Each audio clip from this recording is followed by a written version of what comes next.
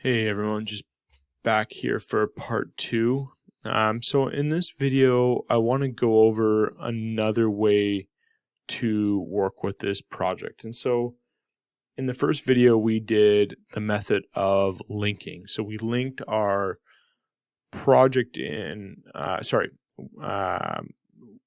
we imported our project in to a separate Revit file and kind of started from scratch. And then this video, we're going to do linking. And I think method one is probably the best method from a customizability perspective and a workability perspective.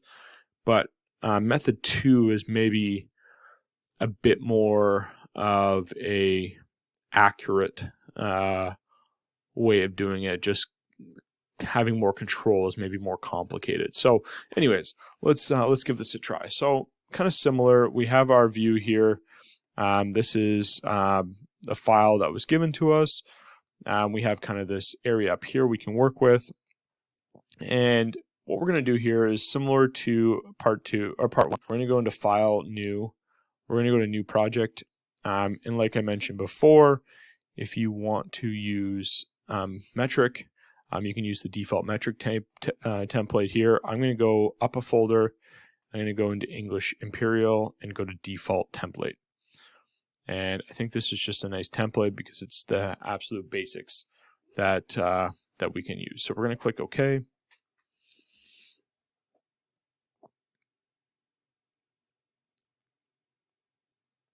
And the cool thing about this project or this method is we can kind of get started a lot quicker. So we're going to go up here to Insert.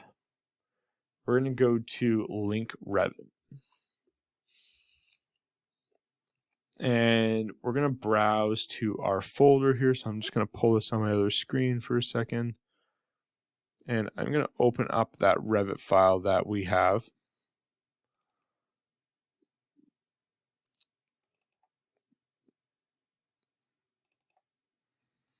So here's this Revit file that we've given you. We're going to open that up.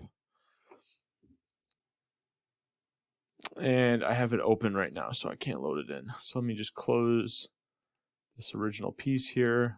Let's save it.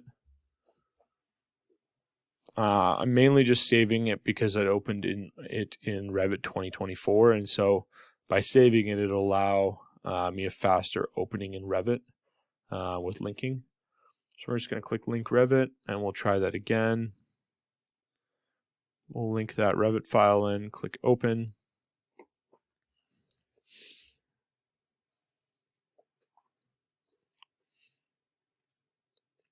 And so it should be linked in now. The reason why we're not seeing anything is if we go to 3D, our building is really high up in the air.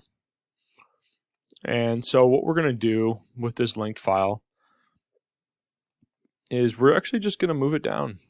It's honestly not too complicated, or at least this part's not too complicated. So we can just move it down.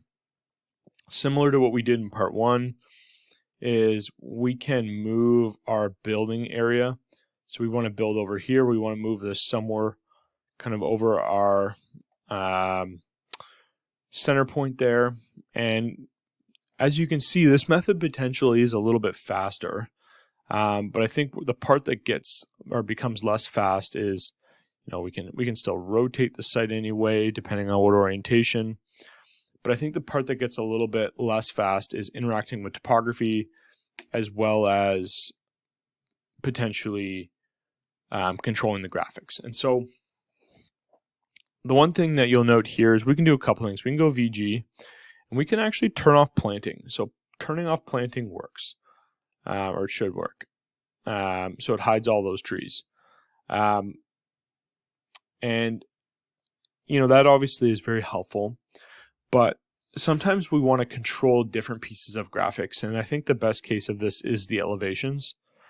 And so in the elevations, I can't see anything right now. There's just all these level lines, everything here, and it's a little bit confusing. So we're going to go to VG. Instead of turning off our level lines, because we might want to see them. So if we were to go to elevations, annotations, level lines, we want to see those level lines still. So instead, if we go to Revit links here, we can actually go click by host view, and we can actually click custom.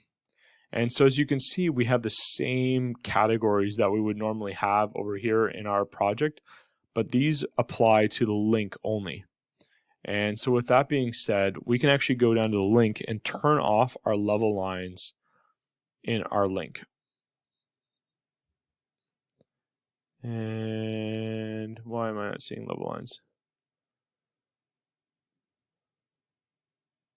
Oh, annotation categories, that's why. Change that to custom, levels, turn off, apply. And so now you can see, we just see our level 1, level 2 that we have from our project here. We don't see anything from that link.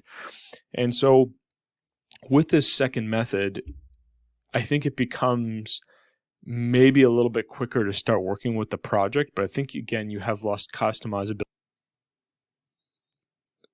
So I think method 1 is a better way of doing it, because I think over time it'll build a little bit more freedom, I guess, within your project. So take that for what it is. But I think this method is a really important method to show you, and it's also a great method of working with a project. So again, if you want to customize anything, you can actually control the visibility graphics of that link within the separate file. And so I'm going to do another video I'm going to call part 3, and in that video we're going to talk a little bit about graphics and the initial setup of sheets. I just want to give you a bit of ammo to kind of start to get going on this project and kind of moving in the right direction, and ultimately focus less on the graphics and working with Revit. So stay tuned for that video.